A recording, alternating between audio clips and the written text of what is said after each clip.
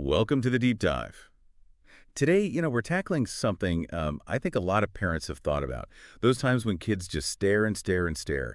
We've got a really interesting bunch of stuff for this one. Research articles, development charts. We've even got some personal stories people send in. So let's dive into all this staring. It's amazing how much we can learn from something, well, seemingly so simple. Staring, it can be like a window into how kids process stuff, especially when they're really little and they can't, always tell us what's going on. Exactly. I think it's so common for parents to think, is this normal? Or something, else going on. So we're going to sort of map all that out today, the different types of staring, what's normal for different ages, and, those red flags that maybe you should talk to the doctor about. Yeah. Hopefully by the end of this deep dive, you'll feel, better equipped to understand what you're seeing, whether it's just something to watch or something to bring up at the next checkup. So, okay, first things first. Let's talk about all the times staring is, totally normal, even good for kids. I was reading this study, and, well, it said for babies, staring is like their main way of learning, how they learn about faces, objects, like everything around them. No, it's true.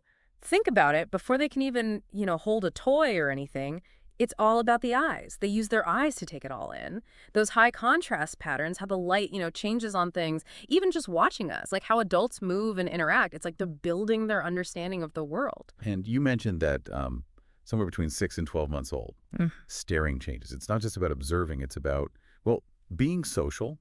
They're starting to follow your gaze to see what you're looking at. It's almost like they're pointing things out to say, hey, look at this. It's a huge change. It shows us they're starting to understand that, other people have different thoughts and ideas, like they want to share what they found and connect with you. It's a whole new level. That makes so much sense. But I know parents also get concerned when, the staring seems like too much or different from other kids. So how do we know when it's normal, like we've been talking about, and when it's something that maybe needs more attention? You're right. There are times when it's, maybe a red flag. But it's important to remember it's all about context. Looking for a bunch of signs, not just one thing. Like, it's normal for kids to stare blankly sometimes, especially when they're tired or, had too much stimulation. But if you're seeing it a lot, prolonged staring, or if they're not really looking at people and making eye contact, well, those are things you want to take note of. Yeah, and you gave us some really helpful charts. They broke down those red flags by age. Like for babies under a year, if you see a lot of eye rolling, no eye contact, or if they can't follow a moving object, those are things to talk to your pediatrician about. Exactly. And as they grow up, the red flags change a bit. So if a 2-year-old avoids eye contact all the time or has trouble looking from one thing to another, that might be something to watch. Or for older kids, it could be staring in ways that, well, just aren't appropriate for their age. So it's about the whole picture, not just the staring, but how it fits with, all their development, their social skills, and how they're hitting those milestones. You got it. And speaking of milestones, you pointed out some pretty interesting research on staring and autism. I think this is something a lot of parents wonder about. Absolutely. Yeah. And it's important to remember that autism is a spectrum. So what we're talking about are, possibilities, not definite things. But you talked about visual stimming being something you see sometimes with autism. Could you tell us more about that? Like, what does that actually look like? Sure. Visual stimming is when, well, kids do these repetitive things with their vision that seem to, like, calm their nervous system. Like, oh, that fascination with lights and patterns. Yeah, like a kid who's just, completely absorbed in watching the ceiling fan go around, or how the light hits a wall and makes, different patterns. Some kids even move their fingers in front of their eyes, like they're creating their own visual show. It's like it helps them feel more, well, grounded, I guess. That's so interesting. It's not just zoning out. It's actually, doing something for them. Exactly. And another difference we see is with social gaze. Now, this one can be, well, confusing. Sometimes kids with autism don't make a lot of eye contact and people think they're not interested or being rude. But really, for some of them, eye contact can be overwhelming, even uncomfortable. So they might be trying to engage, just not in the way we usually expect. That's it. They might look at other parts of the face, the mouth or nose, or they glance at your eyes and then look away. It's like they're trying to manage all that sensory input is how they stay comfortable while still trying to, connect. It's so important to understand that, so we don't get their intentions wrong. It really is. And this brings us to a really important point. Staring is just one piece of the, whole child. We need to think about all of it, how they communicate, their motor skills, how they socialize, and, how they're hitting those developmental milestones. That's why those regular checkups with your pediatrician are so important. And you included this amazing list of like all the milestones to watch for. It's like a, well, I don't know, like a cheat sheet for parents. Oh, it's a great resource. And always remember, you can talk to your pediatrician about anything you're worried about, even little things. They're there to, answer your questions and help guide you. Okay, so let's switch gears a bit. Hmm. Let's talk about what parents can do if they're concerned. What are some practical first steps? Well, before you worry too much, the first step is always to, just watch. Become like a detective of your kid's behavior. When are they staring? How long does it last? What were they doing before? What happens after? Are there, certain things that trigger it or certain patterns you see? So like gather information before jumping to conclusions. Exactly. You can even keep like a little log or make notes in your phone. Just write down what you see. It doesn't have to be fancy, but those details can be like super helpful when you talk to the doctor. It helps them understand, the whole situation and figure out if you need more evaluation or testing. And would videos of the behavior be helpful too? Totally. If you can, get some video of the staring, that can be super helpful. It lets the doctor or specialists actually see what you're talking about and make a better assessment. Okay, so once you've got your notes and videos, then you should contact your pediatrician. Exactly. Talk to them about your concerns and show them what you've, gathered. They can help you decide if it's all within, the normal range of development or if you need to look into it further. And what would further evaluation look like? Well, it depends on what they're seeing. They might refer you to a developmental pediatrician or a neurologist or a psychologist or maybe even an occupational therapist who specializes in, sensory stuff. There are all a lot of specialists who can help, figure out what's going on and give you the right support.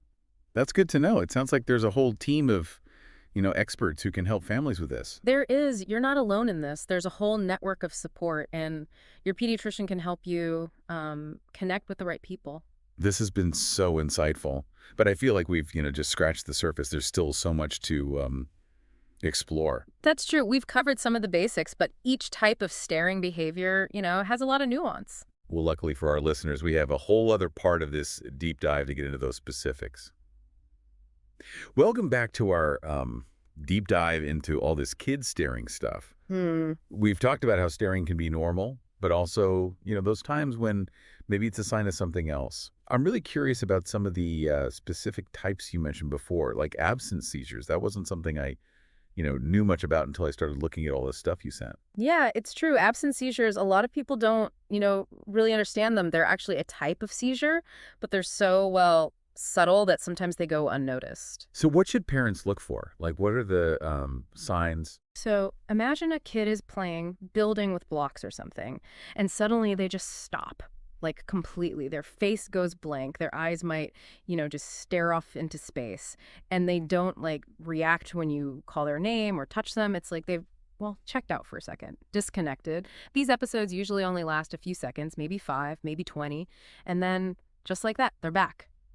And they go right back to what they were doing, like nothing happened. Wow, that's kind of freaky. So it's like a glitch in their awareness. Do they like remember it happening? Exactly. And no, they usually don't. Absence seizures themselves aren't, usually harmful.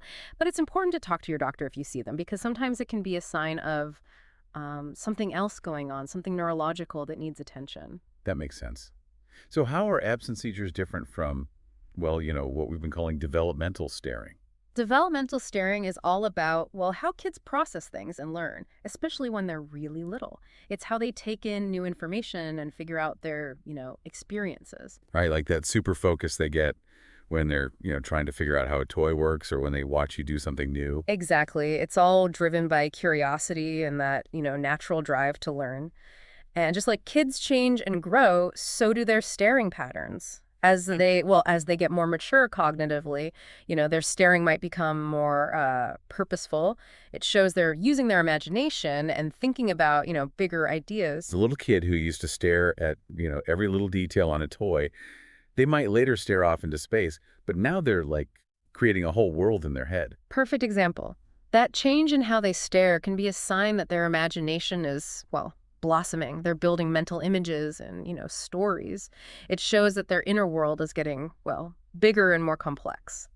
Okay, so we've talked about absence seizures, developmental staring.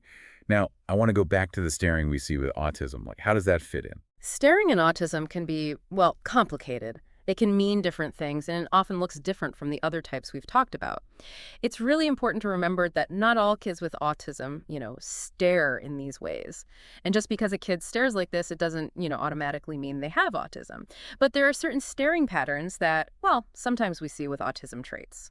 Can you give us some examples? Sure.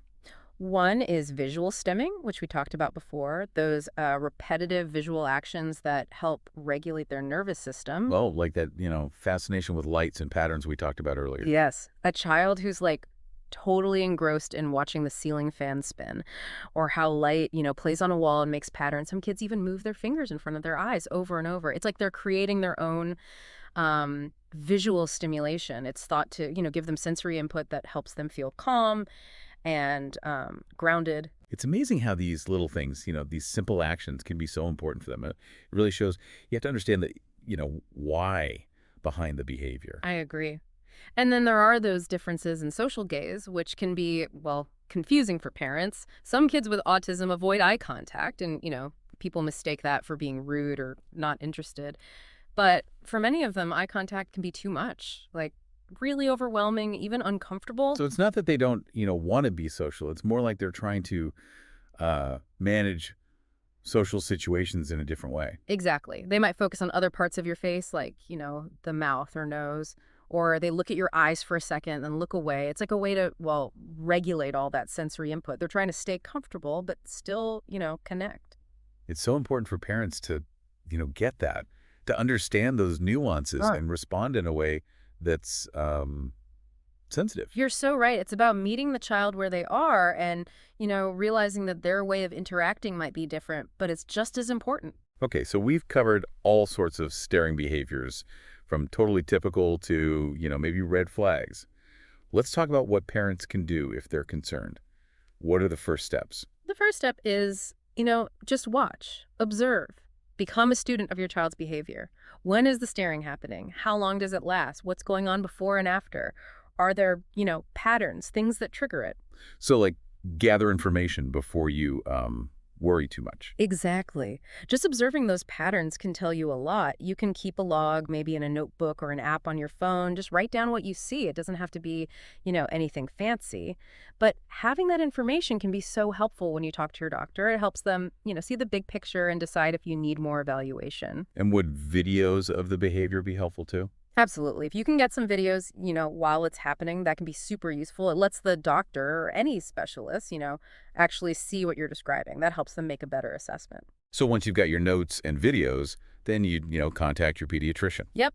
Talk to them about what you're seeing and show them, what you've gathered. They can help you figure out if it's, well, just normal development or if it's something you need to look into further. And what would a further evaluation look like? Who are the, specialists that might be involved? It all depends on the, specific concerns and the child. Your pediatrician might refer you to a developmental pediatrician or a neurologist or a psychologist, maybe even an occupational therapist who, works with sensory stuff. All these different specialists bring, well, different perspectives and can help pinpoint what's going on and recommend the best support. And it's good to know that there's, a whole team of experts that can help. There is. You don't have to do this alone. There's a whole support network out there, and your pediatrician can help connect you with the right resources.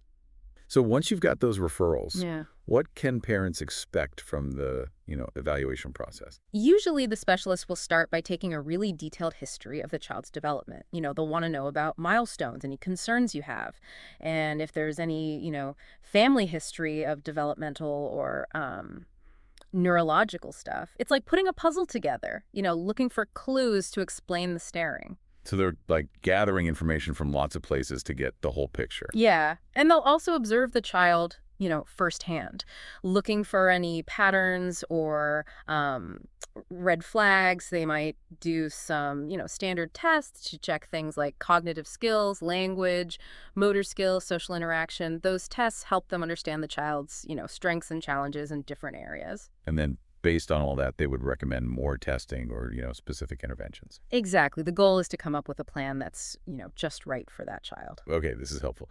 Now I'm curious about the interventions. What are some of the options? Well, it all depends on what's causing the staring. If it's a medical condition, like, absent seizures, then medication might be needed to control those seizures and prevent, any problems. And what if it's connected to autism or sensory processing stuff? What kind of therapies help with that? There are some really good, evidence-based therapies that can be super effective, like occupational therapy.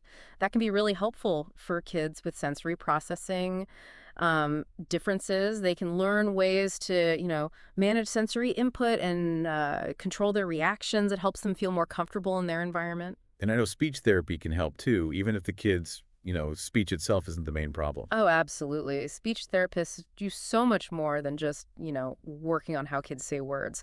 They also help kids develop social communication skills. Yes. That can be really important for kids with autism who, might have trouble with social interaction and nonverbal communication. And then there are the behavioral therapies, Mhm. like applied behavioral analysis Yeah. or ABA. A lot of families, find that helpful. Yeah, ABA is it's used a lot for kids with autism. It focuses on teaching new skills and, reducing behaviors that are challenging. It uses positive reinforcement and structured learning. It can be really helpful for, all sorts of things, including social skills and communication. This is all so interesting. It sounds like there's so many different therapies and, well, tools that can help kids who are, struggling with these staring behaviors. But what about parents? What can they do at home to help? Parents are, the most important people in a child's life. They can make a huge difference. Creating a home environment that's, predictable and structured, that can be super helpful, especially for kids with autism or sensory processing differences. They do better with, routines and predictability. And so it's about making them feel, safe and secure. Yes. And think about those everyday interactions, those, seemingly small moments that actually have a big impact, like playtime. Get down on their level, make eye contact, and, engage with them. Back and forth play. Use simple language, clear gestures, give them time to respond. Even just a few minutes of that focused interaction can make a big difference. It's those loving connections. That's where it all starts, right? Absolutely. Those everyday moments where the magic happens. We've covered so much today, the different types of staring, red flags, the evaluation process, all sorts of interventions. This has been a really deep dive. It's been great. I love talking about this stuff and, helping parents understand it all. Well, that wraps up part 2, but we're not done yet. There's still more to explore. Welcome back to the last part of our deep dive into all this staring stuff. We've covered a lot, but I know there are always, more questions. Yeah, this is something that, well, parents are really curious about, and sometimes it makes them, anxious. So let's use this last part to answer some of those common questions. Hopefully you'll walk away feeling like you really understand it. Okay, so one thing I hear a lot is about age. Like, when should parents actually start, worrying? We know babies stare a lot when they're tiny. It's how they learn. Hmm. But at what point is it, well, maybe not typical anymore? That's a great question. And like we've been saying, every kid is, different. They develop at their own pace.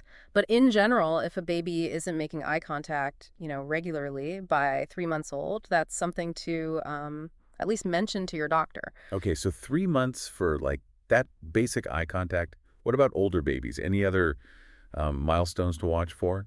Yeah, definitely. If a baby isn't responding to their name by around 9 months or not babbling and, making those little back and forth sounds by 12 months, well, those are things to, keep an eye on. And as they get older, the concerns, well, they kind of shift. It might not be so much about the staring itself, but more about the context. Like, are they having trouble, playing with other kids? Are they having a hard time focusing on things? Are they doing repetitive things along with the staring? So again, it's the whole picture, right? Not just the staring, but how it fits with, everything else that's going on with their development. Exactly.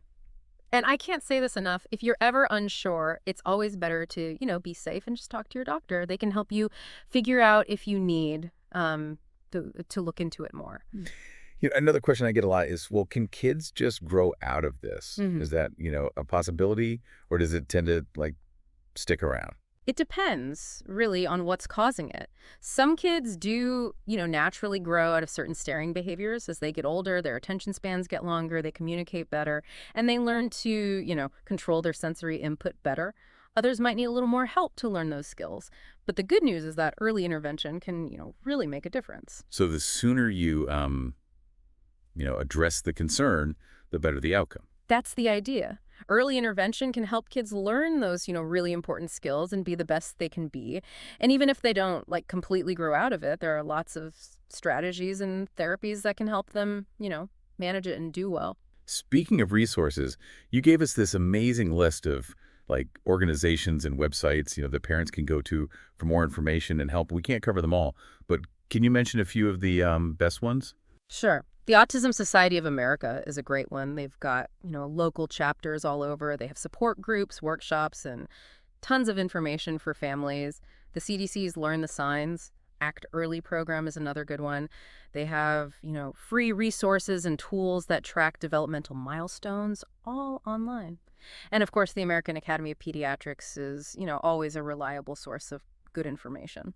And I'm guessing a lot of states have early intervention programs too, right? Yeah, a lot of them do. Those programs can be so helpful for families of, little kids who might have some developmental concerns. They can help connect you with therapists, specialists, and other, resources in your area. And don't forget about parent support groups. It can be so helpful to, talk to other parents who are going through the same things. It makes you feel less alone.